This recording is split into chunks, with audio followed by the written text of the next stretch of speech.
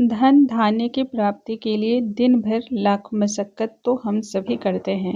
किन्हीं के भाग्य जागते हैं और किन्हीं को मशक्कत करने के बाद भी किसी भी फल की प्राप्ति नहीं होती है। माँ लक्ष्मी की प्राप्ति के लिए हम अलग अलग तरह के उपाय भी करते हैं और इसलिए पूजा पाठ आराधना भी हम करते हैं। लेकिन धन प्राप्ति या धन के लिए इतना आसान नहीं है माँ लक्ष्मी को प्रसन्न करना। आज मैं आपसे एक ऐसा तरीका शेयर करने वाली हूँ जो यदि आप नियमित तौर पे स्नान के समय करते हैं तो उस स्नान का प्रभाव इतना ज़्यादा होता है, इतना तेज होता है कि धन आगमन के रास्ते खुलते हैं। इसके साथ ही यदि धन की किसी भी तरह से यदि व्यर्थ में खर्च भी आपके यहाँ बढ़ते रहते हों, उसमें भी लगाम लगता है। यह उपाय शास्त्रों में भी वर्णित है और इस उपाय के बारे में बताया जाता है कि धन का कोई ना कोई ऐसा मार्ग खुल जाता है जिससे ताउम्र आपको सुख समृद्धि के साथ ही धन वैभव मिलता रहे। वह कौन सा उपाय है, किस प्रकार से करना है, कब किया जाता है, यह बहुत ही विशेष है। देखिए, धन आगमन के लिए हम अनेक प्रकार की मेहनत तो करते ही हैं, बहुत मशक्कत करते हैं और तब जाकर के धन की प्राप्ति होती है। ऐसे में स्नान करते समय सिर्फ एक नियम का यदि आप धारण कर लेते हैं, एक नियम का पालन कर लेते हैं, तो इससे ही आपकी समस्या सुलझनी शुरू हो जाती है। आइए जानते हैं शास्त्रों में वर्णित इस नियम के बारे में। नमस्कार दोस्तों, कैसे हैं आप सभी। उम्मीद करती हूँ आप सभी स्वस्थ होंगे, सुरक्षित होंगे और आप सभी के उत्तम भविष्य की कामना करते हुए आज का ये वीडियो स्टार्ट करती हूँ। शास्त्रों में स्नान के अलग अलग तरीकों का जिक्र मिलता है, जिस प्रकार से बताया गया है। सुबह का स्नान यानी कि ब्रह्म मुहूर्त का स्नान सभी सुखों को देने वाला होता है। उसी प्रकार से अलग अलग चीज़ों के साथ स्नान करने से भी आपकी कामनाओं की सिद्धि होती है। यदि हल्दी वाले जल से स्नान करते हैं तो इससे भगवान बृहस्पति देव की कृपा की प्राप्ति होती है। आपका बृहस्पति ग्रह मजबूत होता है और यह मंगल कामना को देने वाला होता है। ठीक इसी प्रकार से यदि आप स्नान वाले जल में गंगा जल मिलाते हैं तो इससे सभी तीर्थों के स्नान के बराबर के फल की प्राप्ति होती है। ठीक इसी प्रकार से जो मनुष्य भौतिक सुख सुविधाओं की इच्छा रखता है उसे इत्र मिले हुए जल से स्नान करना चाहिए।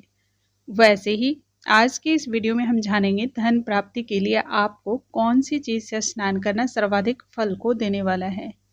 देखिए दोस्तों, हमारे शास्त्रों में इस बात को लेकर के वर्णित की गई है। खासकर यदि आप सभी भी आंवला नवमी के बारे में जानते होंगे तो इस बात से अवगत भी होंगे। आंवला नवमी वैसे भी धनदायक मानी जाती है, धन को देने वाली मानी जाती है। इसके अलावा इस नवमी को अक्षय नवमी के नाम से भी जाना जाता है। अब ऐसे में बात आंवले की हो रही है तो आंवले के विषय में ही हम पहले बात करते हैं। आंवले के जल से यदि आप स्नान करते हैं, माना जाता है इससे धन धान्य की वृद्धि होती है। भगवान श्री हरि के साथ ही माँ लक्ष्मी की कृपा भी प्राप्त होती है। आंवला का फल भगवान विष्णु को सबसे अधिक प्रिय फल माना जाता है। आंवले के वृक्ष में जहाँ सभी देवी देवताओं का निवास होता है, वहीं आंवला के जल के स्नान से आपको अचानक ही धन प्राप्ति के रास्ते भी खुलते दिखाई देने लगते हैं। इस फल को अमृत के समान माना गया है। माना जाता है एक ऐसे कलश की प्राप्ति होती है जिससे कभी भी धन खत्म नहीं होता है। इसे बहुत जगह जो है ना अमृत कलश के नाम से भी जाना जाता है। यह एक ऐसा फल है जिससे यदि आप प्रतिदिन स्नान करते हैं तो आपको किसी भी प्रकार के आर्थिक कोई संकट नहीं आती है और यह बिल्कुल वर्णित है। इस बात को आप आजमा के देख सकते हैं। देखिए, हमारे शास्त्रों में बहुत सारी ऐसी वनस्पतियों के बारे में बताया गया है जिसको पालन करने से, जिसका ध्यान करने से ही आपको कई ऐसे पुण्य की प्राप्ति होती है जो कि कभी भी क्षय नहीं होता है। इस लोक के साथ ही परलोक में भी वह आपको सुख को देने वाला होता है।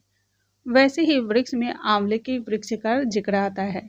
जिस प्रकार से पीपल के वृक्ष की सेवा करने से देवी देवताओं के साथ पितरों का आशीर्वाद प्राप्त होता है, ठीक उसी प्रकार से आंवले के वृक्ष की सेवा करने से भी आपको इन सभी फलों की प्राप्ति होती है। आंवले स्नान को आप प्रतिदिन का नियम बना लें। यदि आपको आंवला प्रतिदिन नहीं मिल पाता है तब ऐसे में आंवला को सुखा कर रख लें। प्रतिदिन स्नान वाले जल में थोड़ी सी आंवला का इस्तेमाल करें और थोड़ी देर आंवले को पानी में रहने दें, फिर उस जल से आप स्नान करें।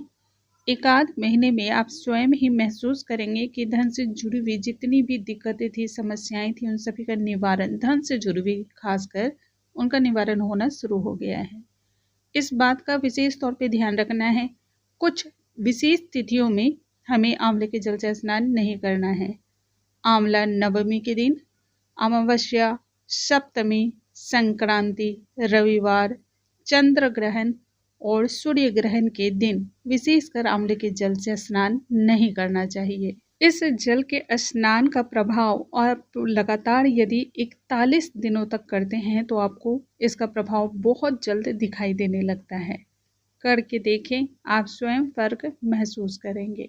उम्मीद है दोस्तों आज का ये वीडियो आप सभी को बहुत अधिक पसंद आया होगा। जानकारी थोड़ी सी भी हेल्पफुल लगती हो तो वीडियो को लाइक, शेयर, सब्सक्राइब करना बिल्कुल ना भूलें। अगली वीडियो में नई जानकारी के साथ हम फिर से मिलेंगे, तब तक के लिए नमस्कार दोस्तों।